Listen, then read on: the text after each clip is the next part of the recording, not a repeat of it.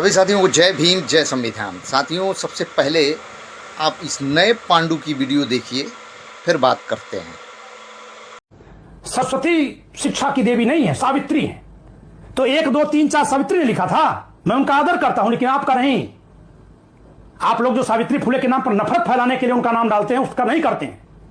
मैंने बहुत बार देखा सरस्वती पूजा का लोग विरोध करते हैं बसंत पंचमी के दिन जो होती है, लेकिन मुझे बड़ी अफसोस के साथ कहना पड़ रहा है कि कोई भी ऐसा शिक्षक मुझे नहीं मिला जो इनका तर्कपूर्ण जवाब दे सके। बहुत अफसोस की बात है। आज मैं वह तर्क गढ़ कर दे रहा हूं, आप जवाब देना कि सावित्री फुले प्रथम शिक्षिका थी, लेकिन शिक्षिका होने से पहले वो पढ़ी थी तो पढ़ क्या रही थी? जो पढ़ रही थी वो ज्ञान कौन लेकर आया था? अगर उन्होंने क बनाया तो क लिखना किसने सिखाया था? ये क नामक ध्वनि को खो गो ये कौन लेकर आया था? इतने आसान फरामोश हो गए।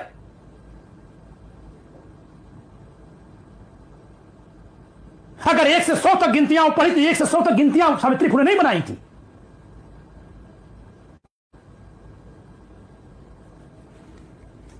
इस नाते वहीं तक उंगली करिए जहां तक की बर्दाश्त हो पाए। ज्यादा करेंगे तो ज्यादा मस्तिष्क सक्रिय होगा, ज्यादा चीजें उघाड़ देगा। आप सावित्री फुले को देवी मानते हैं, हम भी मानते हैं, लेकिन आप सरस्वती देवी को गाली देकर उनको देवी मानेंगे तो यही आपकी मूर्खता है। और इस पर संविधान रोक लगाता है। संविधान का अनुच्छेद 25 किसी के भी धर्म के अनादर पर मना करता है। मैं ज्ञानवान हूं, लेकिन मैं जो ज्ञान था उसको पढ़ के ही तो ज्ञानवान हुआ। तो मेरे पढ़ते समय वो ज्ञान जो था वो कौन लाया? वो मैं ही पैदा किया था। तो सावित्री बाई फुले प्रथम शिक्षिका थी। शिक्षिका बनने से पहले विद्यार्थी थी। विद्यार्थी के रूप में जो उन्होंने पढ़ा वो कौन लिखा था? बताए कोई भारत का आदमी जो सरस्वती मां का अपमान करता है। और सरस्वती माता को अगर भैया काल्पनिक मानते हो तो सब चीज काल्पनिक नहीं है। वो काल्पनिक होकर भी दार्शनिक है, उसमें एक दार्शनिकता है। वर्ष 2002 में दरोगा की परीक्षा हो रही थी। नहीं, पेपर तब भी आउट हो गया था। उस समय भी राजनाथ सिंह जी मुख्यमंत्री थे, पेपर आउट हो गया।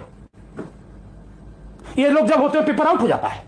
बड़े बड़े सतर्क लोग हैं ना, पेपर आउट होना इनकी कला है। दरअसल वैकेंसी निकाल के भरनी नहीं होती है। तो राजनाथ सिंह जी मुख्यमंत्री थे, उत्तर प्रदेश में दरोगा की वैकेंसी आई थी। मेरे साथियों के कहने पर मैं भी फॉर्म भर दिया था। खैर, उसके पहले चूंकि उसमें फिजिकल चाहिए होता है, मैं भी जिम करने गया। इलाहाबाद के संगम पर नाव चलाने वाली एक बच्चे ने, बच्चे क्या हमारे बराबर की उम्र के थे, इतनी सी लंबाई, और जो कहीं स्कूल कॉलेज में नहीं गया और नाव चला रहा हो तो उसकी भाषा सब आप समझ सकते हैं। लेकिन मैं जब वहां गया उनका पैर छूकर प्रणाम किया कि आप मेरे गुरु। गुरु मानने से पहले कुछ मैंने परीक्षा ली, और किसी का पैर पड़ गया जिम के किसी इक्विपमेंट पर, उसने तुरंत डांटा, कहा पैर छूइए। तो आपको जो चीज ग्रहण करनी होती है उसको अंदर से आदर करना होता है। और आदर करने के लिए कहा गया कि सरस्वती देवी है, ज्ञान की देवी है, ताकि आम मनुष्य कल्पना करके अगर काल्पनिक मानते हो तो एक आदर भाव रख सके। कुछ समझना है नहीं, पढ़ना है नहीं, संविधान जानते हैं नहीं, लाल कापी लेकर के, नीली कापी लेकर के सड़क पर टहल रहे। संविधान संविधान संविधान संविधान बचाओ कहने वाले 2024 में संविधान बचाओ कहने आए थे, और कुछ ही दिन के बाद खुद संविधान को उखाड़ने लगे। कोई पीडीए बना रहा है, कोई जाके बोर्ड पर देख रहा है कि ब्राह्मण ही क्यों है। अरे राहुल गांधी, तुम्हारे घर में सब ब्राह्मण ही क्यों पैदा हुए? नहीं, अभी कोई भाई कह देगा ब्राह्मण ही नहीं है, जवाब दे दीजिए, नहीं दे पाएंगे। अरे भाई, अगर मैं ब्राह्मण होकर के संविधान पढ़ रहा हूं तो क्या मेरे ऊपर यह जिम्मेदारी है कि मैं पहले पता लगाऊं कि पूरे भारत में कितने और ब्राह्मण संविधान पढ़ लिए, तो अब तो मुझे नहीं पढ़ना चाहिए? ये मेरी जिम्मेदारी है कि मेरी जिम्मेदारी यह है कि अगर मैं संविधान पढ़ रहा हूं तो इतना विधिवत पढ़ूं कि अपना सर्वोत्तम उसमें दूं और उसके जरिए देश का सर्वोत्तम ज्ञानार्जन करा सकूं। यह मेरा कर्तव्य है। मेरा कर्तव्य क्या, एक नागरिक के नाते। से तो सरकार में राहुल गांधी तुम्हारे ही पुरखे थे, तो संविधान लेकर 2024 में टहले थे और हार गए। तो 25 में संविधान की अंदर तो खर तब भी नहीं था, पता नहीं पन्ने में क्या लिखा था, वो संविधान था कुछ और था। साथियों, आपने इस मादरे वतन की वीडियो को देखा, इसकी बातों को सुना। ये कुल मिला जुला करके ये कहना चाहता है कि माता सरस्वती को माता मानो, उनको जानो मत, मान लो। इसके कहने का मतलब है मान लो। और ये तमाम डिंगे हाँक रहा है। तो हम लोग जो है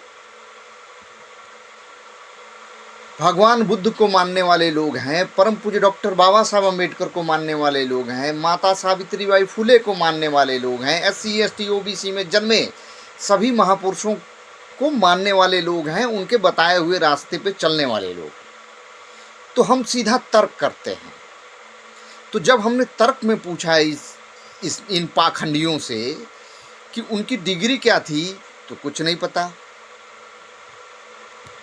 और ये माता सावित्रीबाई पे ज्ञान देने चला है। और इसके जैसे ज्ञानी अभी बहुत बहुत पड़े हैं, जातिवादी ज्ञानी।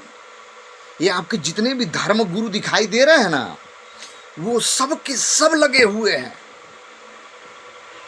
सब लोगों को गुमराह करने का काम कर रहे हैं। सुनिए जाकर के उसका वीडियो क्या बोल रहा है। मतलब लाइव टेलीकास्ट बेइज्जती।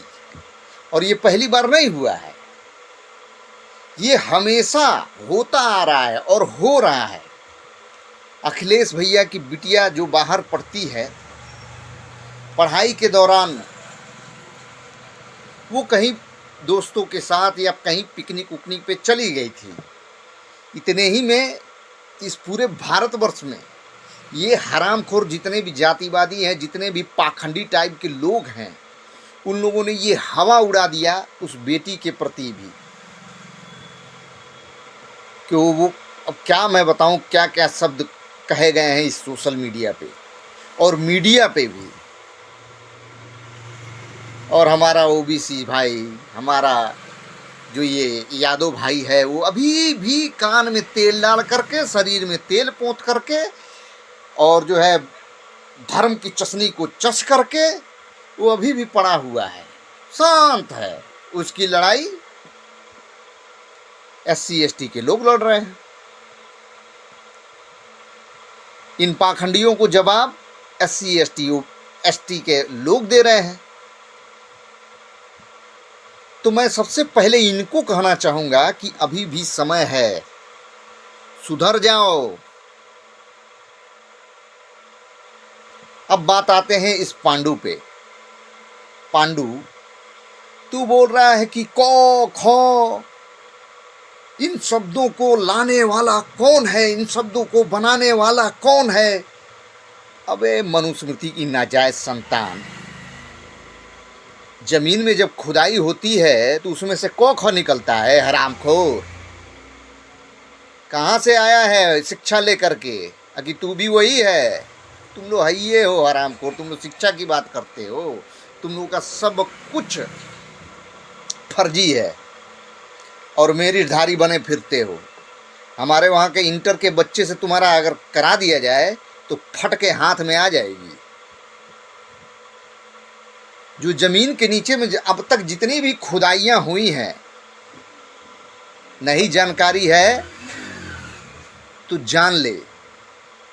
आप पूरा तत्व विभाग से जा कर के पूछ ले कि जितनी बार आप लोगों ने खुदाई की है, जमीन के अंदर से कौ खौ निकला है क्या? हरामखोर, जमीन के अंदर से जब भी निकलता है तो पाली भाषा में लिखी हुई चीज़ें निकलती हैं। और वो पाली भाषा हमारे बाप दादाओं की है, हमारे पुरखों की है। उसमें से तेरे बाप दादाओं ने संस्कृत की चोरी की है और संस्कृत बनाया है। और चोर और कुछ नहीं कर सकते हैं, दूसरे की किए हुए मेहनत को अपना मेहनत बताते हैं। और दूसरे जैसे हमारा जो भारतीय संविधान है उसको परम पूज्य डॉक्टर बाबा साहब अम्बेडकर ने लिखा है। तुम लोग हरामखोर 6 महीने से कुंडली मार करके बैठे हो कि नहीं BN राव ने लिखा है। अब तक कहाँ थे? बजवा रहे थे कि तुम लोगों को पता नहीं चला। अबे हरामखोरों 420 सुधर जाओ, ज्ञान ले लिया करो। वैसे चले आते हो हरामखोर सोशल मीडिया पे बोलने। तुमको लगता है कि अभी वही जमाना है, सब के सब मूर्ख पड़े हुए हैं ना। अब तो सोशल मीडिया पे जैसे ही भौंकोगे, तुम्हारे पिछवाड़े में इतना मोटा सुल्ला जाएगा सच्चाई का। सभी साथियों को जय भीम, जय संविधान।